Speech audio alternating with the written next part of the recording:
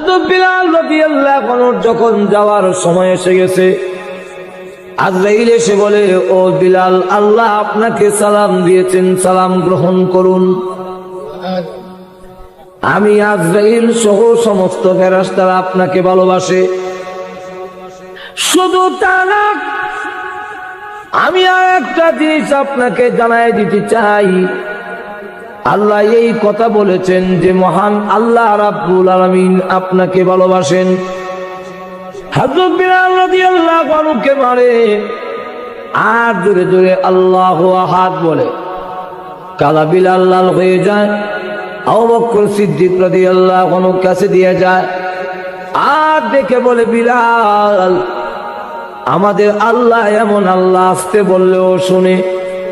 ও বিলাল, এত জোরে বলার দরকার নাই, তোকে মারবে বেশি, তুমি আসতে বলো। হযরত বিলাল রাদিয়াল্লাহু আনহু বলেন, আর বলবো না। পরের দিন আবার তাকায় দেখে বিলাল রাদিয়াল্লাহু আনহুকে রক্তাক্ত করে মরা লাশের মতো রাস্তা দিয়ে টানে। উনি জোরে জোরে আল্লাহু আহাদ বলে। যত জোরে মারে তত জোরে আল্লাহু আহাদ বলে। হযরত আবু বকর সিদ্দিক রাদিয়াল্লাহু আনহু বলেন, বিলাল, তোমাকে না কালকে নিষেধ করলাম কইও না, তুমিও বললে বলবে না, এখন বলো কেন? আর বলবো না। এরপরের দিন হযরত বিলাল রাদিয়াল্লাহু আনহুকে আবার দেখেন তারা মারে আর তিনি জোরে জোরে আল্লাহু আহাদ বলে। হযরত আবু বকর সিদ্দিক বলেন, বিলাল, তুমি না ওয়াদা করো যে আর বলবে না, তো বলো কেন? হ্যাঁ বিলাল, আল্লাহ রাব্বুল আলামিন তুই এমন আল্লাহ, আসতে বললেও শুনে, তুমি এত জোরে বলে কেন? হযরত বিলাল রাদিয়াল্লাহু আনহু বলেন, ও আবু বকর সিদ্দিক, এতদিন পর্যন্ত আপনার কাছে আসল কথা বলি নাই, আজকে আসল কথা বলি। আপনার সাথে ওয়াদা করি, আপনি আমাদের মুরব্বী, আপনি নবী সাহাবীর মধ্যে সবচেয়ে বড় মুরব্বী। একটা কথা বললে অমান্য করতে পারি না, কিন্তু আবার কেন ওয়াদা ভঙ্গ করে জানেন? ওই বেঈমান কাফেররা যখন আমাকে ব্যত্যাঘাত করে আর আমি জোরে জোরে আল্লাহু আহাদ বলি, তখন এত মজা, এত মধুর লাগে। ওই বেঈমান কাফেরদের নির্যাতনের কষ্ট আমি বিলাল আর টার পাই না। যেই বিলালের অন্তরে আল্লাহর এত মহব্বত, ওনাকে সালাম দিবে না? হযরত বিলাল রাদিয়াল্লাহু আনহু বলেন, আজরাইল, তুমি এই মুহূর্তে আমাকে সংবাদ দিলে যে আল্লাহ রাব্বুল আলামিন আমাকে ভালোবাসেন। আমি আল্লাহর রাসূলের হাদিস শুনেছি, রাসূল বলেছেন, আল্লাহ যাদেরকে ভালোবাসেন মৃত্যুর সময় কোনো দরখাস্ত করলে ওই দরখাস্ত পুরা না হওয়া পর্যন্ত আজরাইল গায়ে হাত লাগায় না। আজরাইল, তুমি আমাকে বলছো আমি মৃত্যুর জন্য প্রস্তুতি নেওয়ার জন্য, জানো না মুসলমানকে মৃত্যুর প্রস্তুতির জন্য সময় দেওয়ার দরকার নাই। যতজন মুসলমান আছে প্রত্যেক মুসলমান 24 ঘন্টা মৃত্যুর জন্য প্রস্তুত থাকে।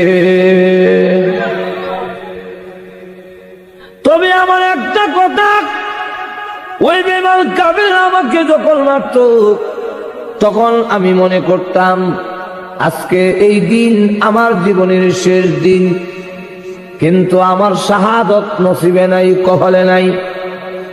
এখন আমি চাই এমন ভাবে মৃত্যুবরণ করতে, আমি এখন 4 রাকাত নামাজের নিয়ত বাঁধবো।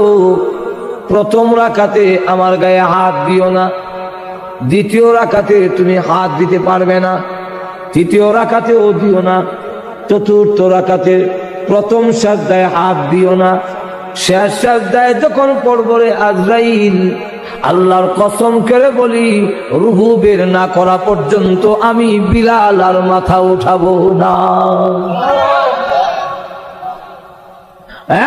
আজরাইল, আমি চাই এমন ভাবে পৃথিবী থেকে বিদায় হয়ে যেতে, আল্লাহ আমার মুনিব, আমি আল্লাহর গোলাম। আমাদেরকে মৃত্যুর প্রস্তুতি দেওয়ার দরকার নাই, আমি চাই সাজদা দিয়ে যাইতাম দুনিয়ার থেকে। এমনি আল্লাহ ডাকতে বলেন, আজরাইল রে, আমি আল্লাহ বিলালের দরখাস্ত এই মুহূর্তে মঞ্জুর করে নিয়েছি। এখন আসুন, গেল একটা। আরেকটা হইল কিয়ামতের হালত দুই ভাগে বিভক্ত আছে। পৃথিবী ভাঙা, এই আছে পৃথিবী কে বানাইছেন? সব গুমো জোরে ক না, সন্দেহ আছে? দু একজনের মুখ লড়ছে, চিৎকার দিয়ে বলুন কে বানাইছে? আল্লাহ যদি বানায় থাকে তো আল্লাহ আবার ভাঙবেন কেন? মায়া লাগবে না? নূহ আলাইহিস সালাতু ওয়াস সালামের বন্যার পরে আল্লাহ রাব্বুল আলামিন হুকুম দিলেন, নূহ নবী কিছু মাটির ফাইটলা বানাও। আল্লাহ বানাইছি, ভাঙো, বলো মায়া লাগে। আল্লাহ এই জিনিসটা বুঝাবার জন্য মাটির পাতিলা বানাইছ, সময় দিয়েছ এবং শ্রম দিয়েছ। এতে যদি ভাঙতে মায়া লাগে, আমি তোমার বন্যা, তুমি যে বন্যা কামনা করেছ, বন্যা দিয়া প্লাবন দিয়া তাম পৃথিবী যে আমি আল্লাহ বাংলাম, আমি আল্লাহর কেমন মায়া লেগেছে। আল্লাহ ভাঙবেন কেন বলবো? ভাইরা আমার, লক্ষ্য করে দেখুন কেন ভাঙবেন। ভাঙার কারণটা হইল, মনে করেন আপনাদের বাসুদেব এলাকার ভিতরে একজনকে সৌদি আরব অথবা কুয়েত, কাতার নিব, 3 লাখ টাকা নিচে কাতার নেওয়া যাবে, বেতন 50,000 হবে। এখন কাতারও নেয় না, টাকাও দেয় না, এমন ঘটনা আল্লাহর জমিনও আসেনি। আরো জোরে কন। ইবারা বিচার ভাইতো কই সর্দার মাতাব্বরের কাছে গিয়া কয়, ওই তো আমরা নিত কাতার আর নয় টাকা দিতে, টাকাও দেয় না, কাতারও নেয় না। সর্দার সাবরা বিচারটা করে দেয়। সর্দার সাবরা জবাব দিল, হ্যাঁ এমন 2 নম্বর কাম খালি একটা না, হাজার হাজার। এই কারণে তার কিছু ক্যাডার বাহিনী আছে, লাইটল আছে, পয়সা দিয়া ভালে। আমরা তার বিচার করতে গেলে বেরিয়ে কেল্লা হলে এর থেকে বাবা তুমি সবর করে আল্লাহ তোমার জীবনে কেউ টেকা মাইরে কেউ কিচ্ছু করতে না, এই ওয়াজ করে দিল। বেটা বিচার পাইছে না, ওয়াজ পাইছে। আর তো জোরে কর না, ওয়াজ হয়েছে, বিচার না। আপনার কাছে ওয়াজের লেগে আসলাম না, ওয়াজ তো বাসুদের তফসির হইল, আমার বিচারটা দিলেন না। এখন এখানে বিচার পাইল না, সর্দাররা বিচার করতে পারল না। কারণ কি? লাডির জোর বেশি বেলায় বাইরে খেলা হলে জোরে কোন ঠিক নেই। তখন বাধ্য হইয়া টানা টিউনুর কাছে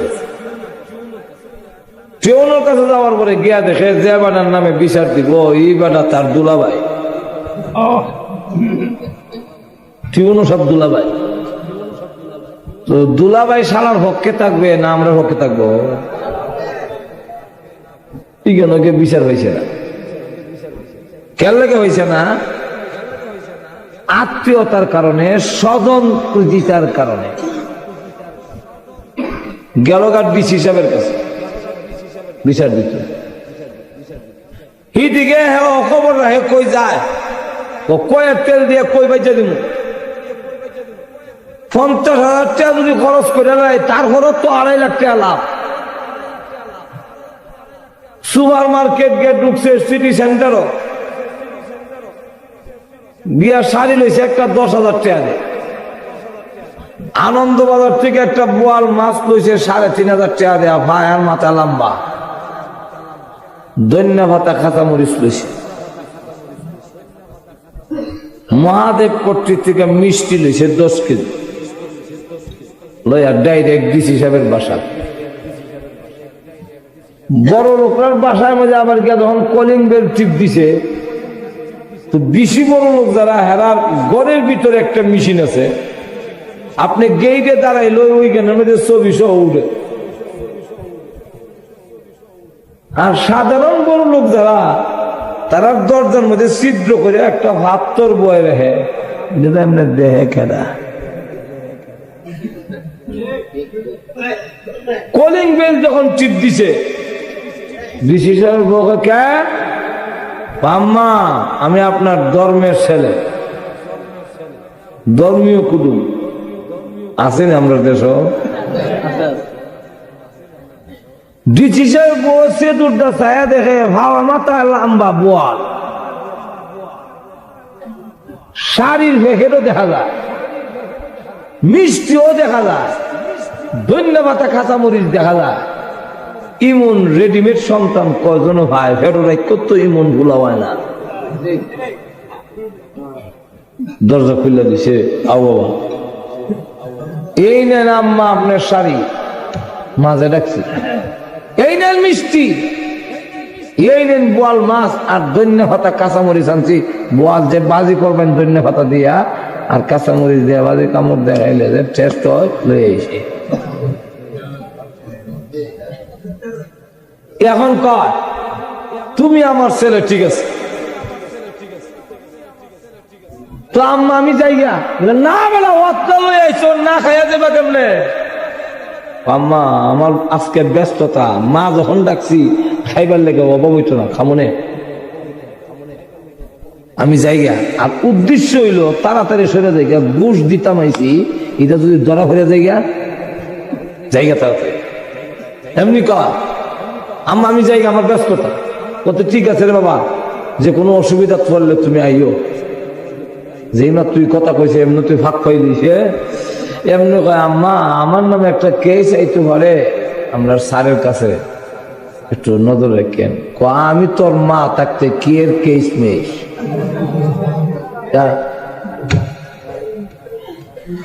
ডিসি সাহেব যখন গড় আইছে, বিন্নি ভাত ভাগ করিয়া, বিন্নি ভাত বুঝেন তো আপনারা, আর বোয়াল মাছের ফেটি যখন দিছে, এরপরে বোয়াল মাছের ফেটি দিয়া খায়, কাঁচামরিচ কামড় দেয়, ভালো লাগে, মজাও লাগে, খাইছে খুব ইচ্ছা মতে।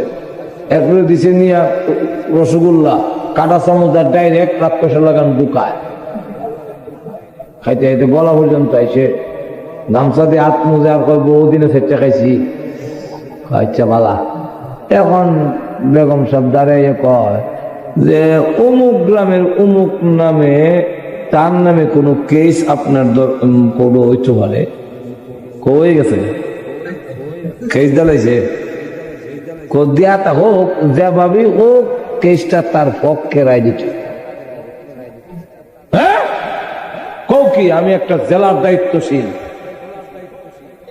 এখন বিচার বিভাগ আলাদা করছে, আর না হয় আগে নির্বাহীর হাতে ক্ষমতা ছিল, ডিসি হিসাবে কইতো কোন আকিম কোন হানো বইব, কেমনে চেয়ার বদলাইব, উল্টা হল্টা কয়া রায় দেওয়াইব, ক্ষমতাটা ছিল ডিসির হাতে।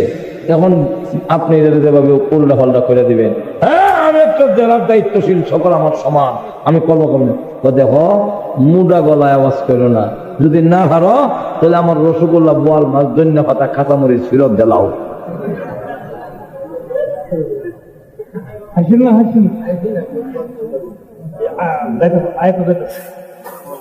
কিছু তো বুঝবেন, নজর এখন ঠিক নেই। এখন দেখা গেল এই বোয়াল মাছ ফিরত দেওয়া সম্ভব, ধন্যবাদ কাঁচামরিচ, তখন ওই হের ওই বাসায় দেওয়ান আর পথ নাই। এমন কালো টাকার কারণে, ঘুষের কারণে সত্যিকার দেব বিচার ভাবনা হে পায় না, এমন আসেনি বাংলাদেশও, আরো যখন আসেনি তাহলে হে বিচারটা হয়তো সর্দারের কাছে পাইল না, ঘুষের কারণে, লাঠির জোরের কারণে, টিউন উৎসবের কাছে পাইল না, সালা হওয়ার কারণে, আর ডিসির কাছে পাইল না, কালো ঘুষের টাকা, কালো টাকার ঘুষের কারণে বিচার পাবে কোথায়? এই কারণে আল্লাহ বলে তাম পৃথিবী ভেঙ্গে খান খান করে, পলট পলট করে একটি মাঠ কায়েম করা হবে, সেখানে একমাত্র একমাত্র বিচারপতি আমি, আমার কাছে কোন লাঠির প্রভাব দেখাতে পারবে না। সেখানে উকিল নাই, মুক্তার নাই, কেউ থাকবে না, অ্যাডভোকেট থাকবে না। সেখানে বিচারপতি আমি একমাত্র আল্লাহ থাকবো। সেখানে লাঠির প্রভাব দেখাতে পারবে না। আমি আল্লাহর সাল্লা নাই, সুতরাং কেউ দুলাভাই আমি না। কিয়ামতের মাঠে আমি আল্লাহকে কেউ ভোট দিতে পারবে না। এই জন্য প্রত্যেকের বদলা দেওয়ার জন্য আমি আল্লাহ তামাম পৃথিবী ভেঙ্গে কিয়ামত ঘটাবো। ঠিক না? তাহলে এখন আসুন, মোটামুটি অজ্ঞান বুঝাইলাম কিয়ামত কেন লেগে হইব কিতা আসো বিষয়, যেরকম ঠিক না? এখন আসুন, ব্যক্তিগত কিয়ামত, সমষ্টিগত কিয়ামত কোন দিন হইব কেউ জানে না, কিন্তু কিছু নিদর্শন আল্লাহ দিয়ে দিচ্ছেন। আল্লাহ কোরআনে বলেন, কদ জাআ আশরাতুহা, সত্যগুলো পাঠাইয়া দিয়েছি, কিছু আলামত, কিছু নিদর্শন পাঠাইয়া দিয়েছি। এইগুলা দেখে দেখে যদি সতর্ক হয়ে দাও তাহলে গজব থেকে বাঁচতে পারবে। আর যদি সতর্ক না হও, যেইভাবে কোন দেশে হামলা যদি হয়, তাহলে বহিরাগত হামলা হইলে সংকেত দেওয়া হয়, যখন আমরা সাইনেল বাজাবো, বাজানোর সাথে সাথে সতর্ক হয়ে যাইবা, বুঝবা যে বিমান হামলা হবে। যেমন আমাদের দেশে হামলা হয়েছিল না, ঘুমাই রয়েছিল, আরে পাকিস্তানি বাহিনী হামলা করছেন না, তখন দেখা গেছে বলা হয়েছে আমরা সাইনেল বাজাবো, বাজানোর সাথে সাথে যারা বাচ্চি আছে লাইটটা নিবে নিবা, আর গর্তের ভিতরে ব্যাংকারের ভিতরে চলে যাইবা, যদি না দাও ধ্বংস হয়ে যাইবা। ঠিক তেমনি ভাবে আল্লাহ এবং তার রাসূল বলেন, কিছু সতর্কবাণী তোমাদেরকে শোনানো হচ্ছে, এই সতর্কবাণী গুলো যদি তোমরা গ্রহণ করো তাহলে গজব থেকে বাঁচতে পারবে। আর সতর্কবাণী যদি গ্রহণ না করো তাহলে জেনে রাখো সবগুলো একটার পর একটা গজব আসতে থাকবে, সুজা হবার টাইম পাইবা না। ধরে কন্টিক কেনে এই নিদর্শনকে আবার প্রথমত দুই ভাগে ভাগ করছে। ধরে কোন কবাক আরো ধরে কর, অসুবিধা হইতেছে নি, চাইতাছি অসুবিধা হইতো আর আমি দেখলাম না, অসুবিধা হইতেছে নি। তাহলে এখন আসুন, আলামতকে, নিদর্শনকে দুই ভাগে ভাগ করছে। একটা আলামত হইল যে এটা যে আইতাছে আহ্বানের আলামত, আর একটা আলামত হইল, নিদর্শন হইল ও শুরু হইলে কিতা হইল। বুঝলেন আমার কথা? একটা হইল আহ্বানের আলামত, আর একটা হইল আয়া হলে কিতা হইব। তখন কেমনে বুঝতাম যেটা কেমন ঘূর্ণিঝড় হয়ে গেছে, এটার নাম কিতা না শীতর। আল্লাহ, এখন বলে আবার নার্গি চাইবে, কোন দিনে আবার তাসলিমা এ করে না নামে আসে।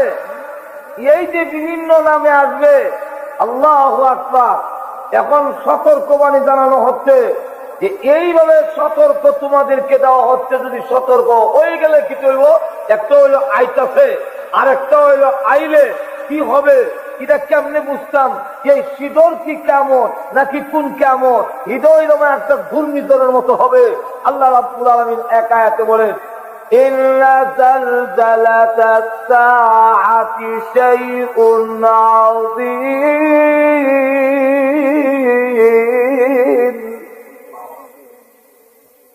এটা এমন জলজলা, এমন ভূমিকম্প, যে মহাপ্রলয়, মহাভূমিকম্প।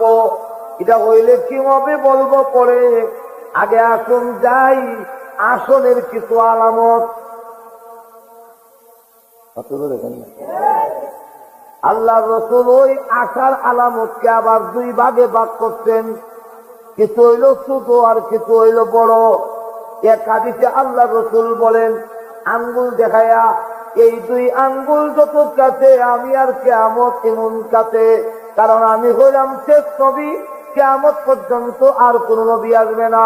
তোমরা হইলে শেষ উম্মত, আর কোন উম্মত আসবে না।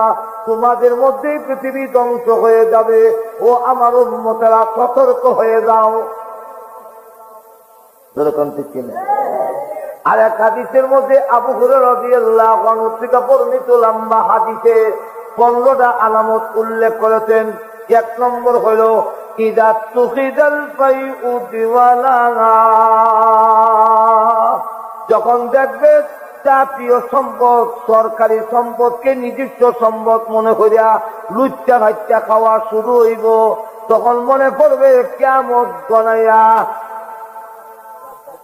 যখন আইব না আইতাছে, আরো যখন আইতাছে এরকম কইছিনি এখন না।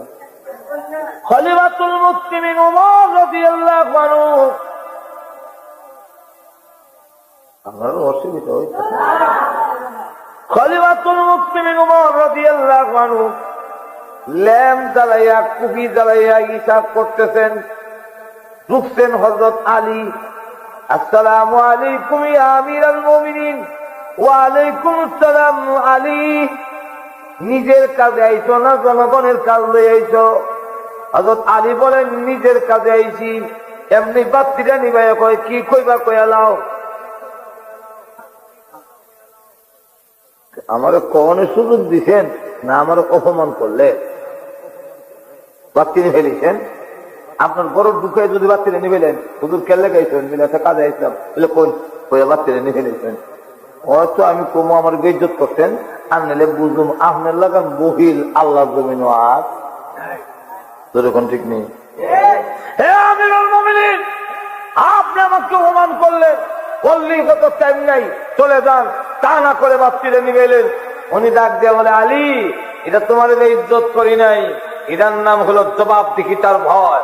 রে আলী, এতক্ষণ পর্যন্ত এই জনগণের তেল জ্বালাইয়া এরার কুবি দড়াইয়া এরপরে আমি হিসাব করতেছিলাম, জনগণের কাজ করতেছিলাম। এই মুহূর্তে তুমি আইছো তোমার ব্যক্তিগত কাজে। এখন তোমার আর আমার ব্যক্তিগত কাজ যদি দেশের জনগণের কুহি, দেশের জনগণের তেল জ্বালাইয়া তোর আর আমার ব্যক্তিগত কাজ যদি সমাধা করি, কিয়ামতের কঠিন ময়দানে আসামির কাঠ গড়া দাঁড়াইয়া আল্লাহর কাছে আমি উমরের জবাবদিহি করতাম।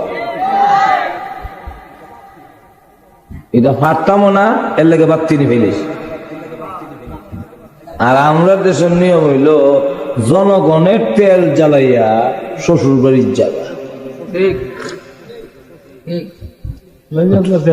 ধরে কন্যা আইসিনি অনেক গজ ধরে কন্যা আইসিনি।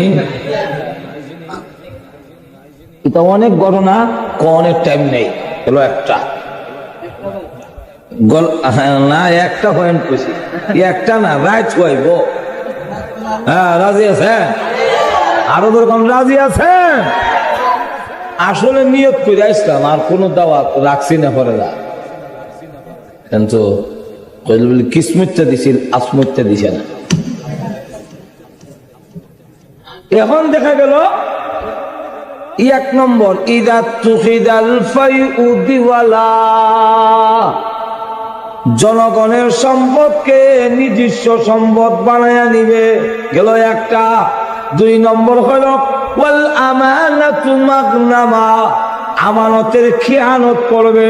যদি আমানত আবার কয়েক প্রকার, টাকা যদি আমানত রাখেন তো মনে করবো মাগনা হয়েছি, বিনা পরিশ্রমে আস্থা কিনে লেগে। একটা কথা যদি কইয়া কোন মিলে ভাই আপনার কাছে কইছি আর কেউর কাছে কইয়েন না, বড় দুঃখটা কইলাম আপনার কাছে, আর কইয়েন না কেউর কাছে, কইয়া বাড়ির যাইতে পারবেন না। বা সুদব বাজার বইয়া কইছিলেন, বাড়ির যাইতে যাইতে দেখবেন দেশের অবলি জেনে নিয়েছে। ঠিক নেই। আর এক সাহাবী শুধু কইও না, রাসূল বলছিলেন কইও না, বনি কুরাইজার ব্যাপারে কি সিদ্ধান্ত নিছি এটা কইও না, তোমরা লুকায় রাখো।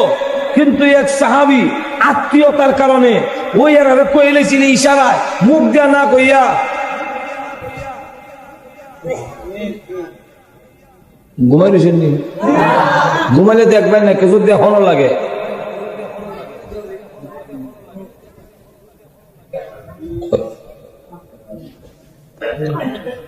গলা কাটে লেবো মানব যদি রসুলের কথা। সাথে সাথে আবুলু বাবা ইন্না লিল্লাহ, আমি তো আমানতের খেয়ানত করলেছি। একটু জোরে কন্যা সুবহানাল্লাহ। এখন দুইটা হাত মদিনার একটা বিলার এখনো আছে, সাদা কার্পেট বিছানো আছে এখানে, এটার নামে ইস্তেগফারের বিলার।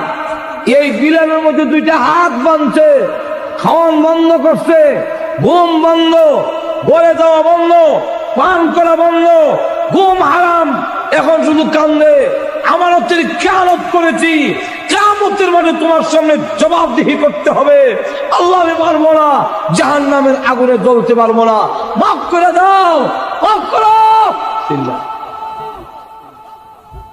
তার সিল্লির সুদে আশেপাশের কেউ ঘুমাইতে না।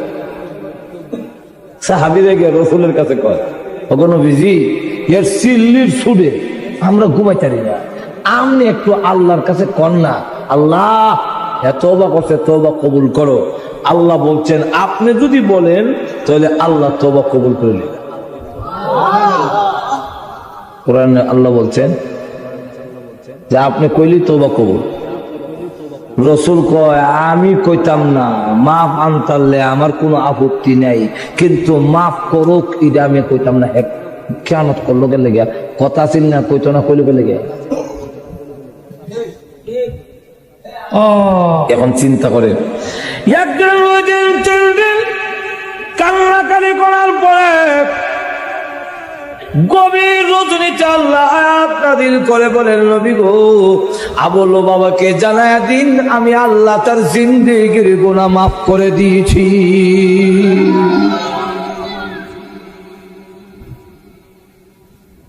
উম্মে সালমা রাদিয়াল্লাহু আনহার ঘরে আয়াত নাযিল হয়েছে গভীর রজনীতে।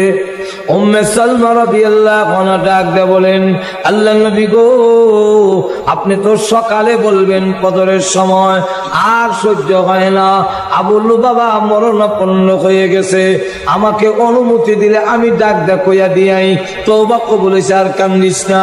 তখন পর্দার হুকুম নাযিল হইছে না। আল্লাহ রাসূল বলেন, ঠিক আছে কইয়া দিয়াও। এমনি কি ডাক দিয়ে বলেন, রে আবুল বাবা, আর কান্দিস না, তোর তওবা আল্লাহর দরবারে কবুল হয়ে গেছে, আর কান্দিস না। আবুল বাবাকে এই ঘোষণা দিয়া আত্মীয় স্বজনের কাছে বলল, তোমরা যাও, তার রশির বানটা কল্লা বাড়িতে নিয়ে আসো, তার তওবা কবুল হয়েছে। আত্মীয় স্বজনরা দৌড়ে গিয়েছে, রশি গিয়া ধরছে বান খুলে দেওয়ার জন্য। আবুল বাবা ডাক দিয়ে বলে, না, আমার রশিতে তোমরা হাত দিতে পারবে না।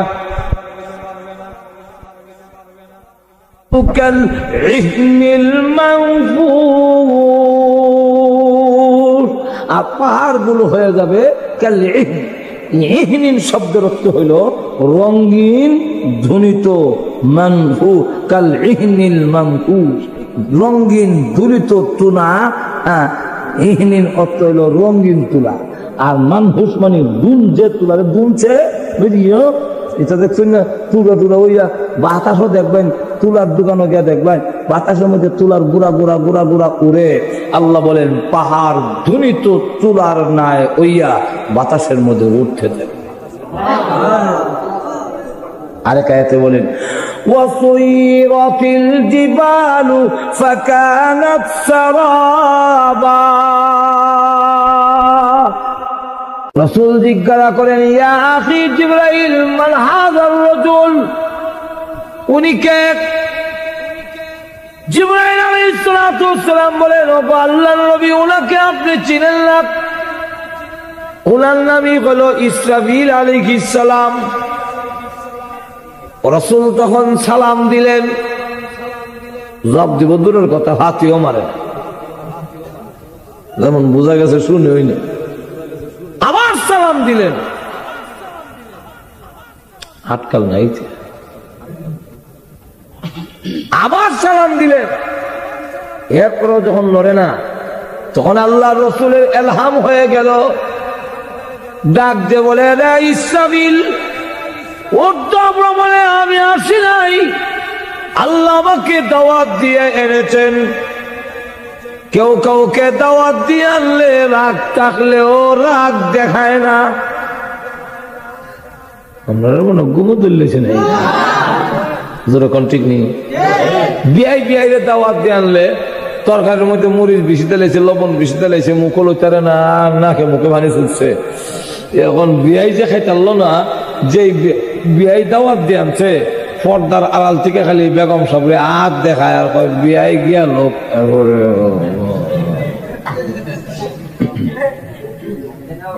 যেরকম ঠিক নেই। এরপরে আর দেখছি রাখতাম না, বেরিয়ে ভেঙে গেলাম, ওখন বাঁধতাম না বিয়ের সম্মানে।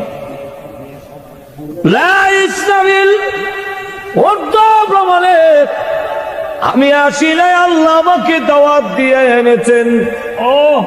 সুতরাং এই মুহূর্তে তোমাকে সিংহায় ফু দিয়ে তামাম পৃথিবী ধ্বংস করার জন্য মহান আল্লাহ হুকুম দিবেন না। তুমি আমার সালামের জবাব দিতে। এমনি সিংহে সরে এখন ওয়ালাইকুম আসসালাম ইয়া রাসূলুল্লাহ ইয়া হাবিবাল্লাহ। ওগো আল্লাহর নবী, আপনার প্রথম সালামি শুনেছি, কিন্তু জবাব দেই না কেন জানেন?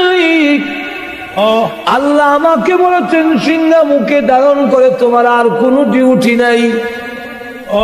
ডিউটি হলো অপেক্ষা করতে থাকবে গভীর মনোযোগ সহকারে। আমি যেই সময় অর্ডার দিব, একটা সেকেন্ড ইদিক সিদিক হতে পারবে না, তুমি হু দিতে হবে।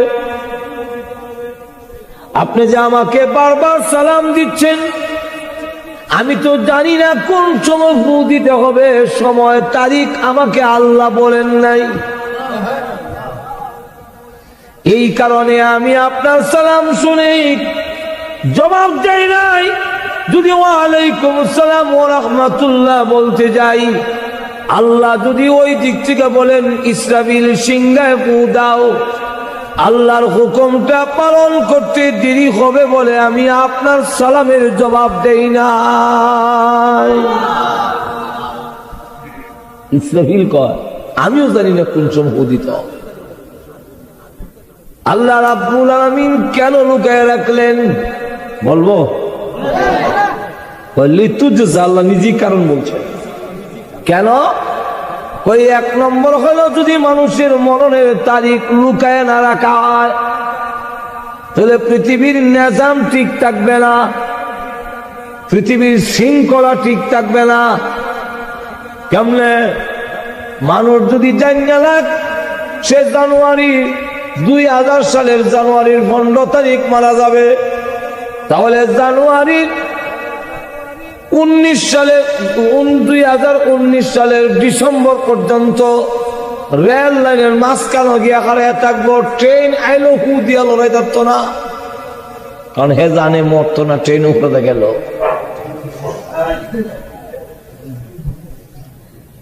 ঘুমাই গেছেন নাকি? জোরে কোন ঠিক নেই। এমন তো উইশাল না দিলে ভাল না, মরে গেছে জোরে কোন ঠিক না? ঠিক না। এই সময় কব আমি তো জানি মরতাম না। ডিসেম্বর 2000 সালের জানুয়ারি 15 তারিখে না মরুম, এর আগে ট্রেন উপরে গেল তো মরতাম না, তাহলে আমি লোক লাভ কিতা হুয়াইলো কামতো। জোরে কোন ঠিক না? একজন আরেকজনকে মারতে গেলে বয় তাকে সে নিয়ে আমারে গাই মারে। এখন যদি জানি লাই মরতো না, এর তারিখ জানে, আপনার তারিখ যদি আপনি জানেন, তাহলে আমাকে মারতে গিয়ে আপনি দ্বিধাবোধ করবেন না, কারণ আমি গাই দিলেও অসুবিধা নেই, আপনি মরবেন না। এক নম্বর হলো মানুষের আইন শৃঙ্খলা পৃথিবীর ঠিক থাকবে না। 2 নম্বর হলো মানুষের মধ্যে ইবাদতের গাফলতি এসে যাবে। কি গাফলতি? ইবাদতের মধ্যে গাফলতি কেমনে আইব? হ্যাঁ, যদি যাই না 2000 সালের জানুয়ারির 15 তারিখ মারা যাইব, তখন হে আকাম কুকাম সব করতে আরম্ভ করবো। মসজিদে ইমাম সাহেব ছাড়া কোন মুসল্লি পাওয়া যেত না। আর যারা যারা জানবো যে মরণের টাইম আইসে আর 10-15 দিন আছে বা 5 দিন আছে, আর বাকি সব নাই নাইস গান তামসা এগুলোর মধ্যে লিপ্ত থাকবে। মানুষে এগুলা মসজিদও আইতো না, কারণ হে জানে মরতো না, হন আরো বাকি আছে। আর যখন দেখবো যে জানুয়ারি 2000 সালের ডিসেম্বর ভারিয়া জানুয়ারি আমাই গেছে, তখন হে যে গিয়া গাছটি গুটি লইয়া মসজিদ আমাইয়া যে তোবা করবো, কান্নারি করবো, আর আমি মরবরা পর্যন্ত বাড়িতাম না। এত আগ থেকে নামাজ পড়ানোর কোনো দরকার নাই, মাত্র 15 দিন হইয়া তোবা করলে আলিমুলামা কইছে চোখের পানি ছেড়ে দিয়ে কান্না আল্লাহ সব মাফ করে দিলায়, তো সব মাফ হয়ে যাবে। অত আগ থেকে নামাজ পড়ানোর কোনো দরকার আছে? ঠিক নেই। থানভী রহমতুল্লাহ একটা এক্সাম্পল আনছে, কইতাম না এক্সাম্পলটা? এক্সাম্পলটা হইলো একবার আজরাইলের সাথে দেখা হয়েছে। আল্লাহ রসুল বলেন প্রত্যেকটা মানুষের দরজায় আজরাইল দৈনিক 5 বার আসে। কবার? ইয়াকিফু আলাল বাব 5 মাররাত। আমরার খবর নাই, আজকেও আমরা সাথে আজরাইলে 5 বার দেখাশোনা করে গেছে। কবার দেখা করে গেছে? 5 বার। এখন আজরাইল সাথে একবার দেখা হয়ে গেছে, পরে আজরাইল আসসালামু আলাইকুম। ওয়ালাইকুম সালাম। আপনি কে? আমার নাম আজরাইল।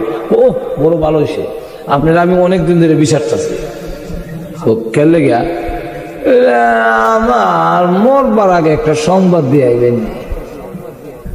2 বছর আগে একটা সংবাদ দিতে কচ্ছে জীবনে।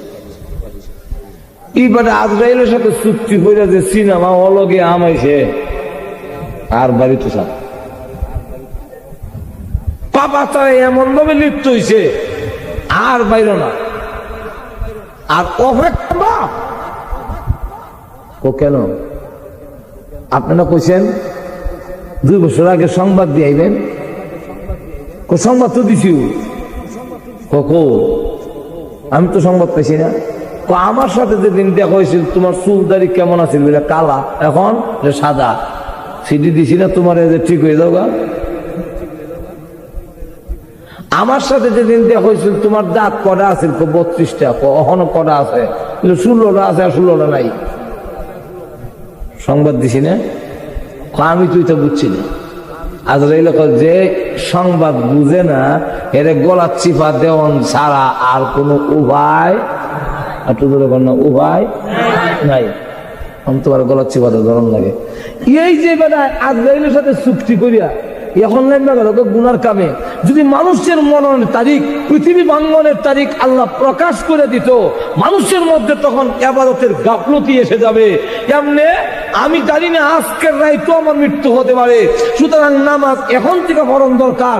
সুদ ঘুষ এখন থেকে চাইরা 24 ঘন্টা মৃত্যুর জন্য প্রস্তুত থাকা। নামাজ পড়ন যেমন ফরজ, মৃত্যুর জন্য প্রস্তুত থাকাও। আর তো জোরে কর না, ফরজ নেই।